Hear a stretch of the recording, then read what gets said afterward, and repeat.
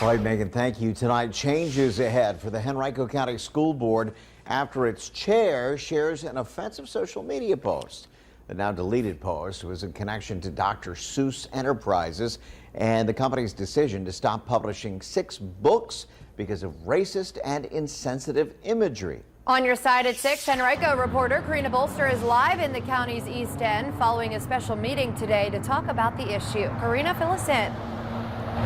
Well, Simone and Kurt, the plan now is to hold several town halls on the topic of equity and diversity across the school system.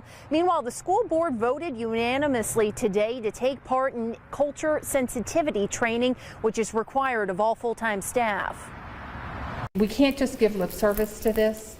If we're going to do it, which we committed to do, we want it to be meaningful. That decision comes after a 3.5-hour closed meeting where the Henrico County School Board discussed concerns over this post shared by Chair Michelle Ogburn. It is an absolute mistake on my part that wish if I could go back in time, see the whole thing, never push the button. The now deleted post Ogburn shared was a poem written in a dismissive tone over Dr. Seuss Enterprises' announcement last week to stop publishing 6 books due to racist and insensitive imagery. Ogburn says she saw mention of several classic characters in the poem, but claims she didn't read the full post.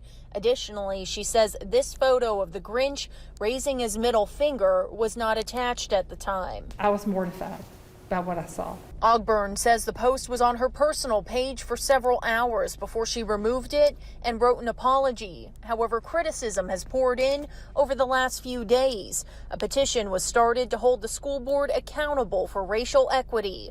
It also calls for Ogburn to step down as chair. It could be symbolic in nature, I guess, but I feel like, you know, I can now lead us in another way, in a more productive way. The president of the Henrico NAACP sharing her disappointment in Ogburn's actions. In a statement, Sharon Glover says this post shows how much work needs to be done and demands the school board be culturally aware of the complexities of racially charged language and images. I have the opportunity right now to learn from what happened, to grow from it, and then continue to lead this board and use my experience to do that.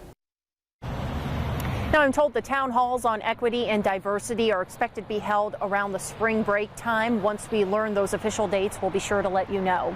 Live and on your side in Henrico, Karina Bolster, NBC 12 News.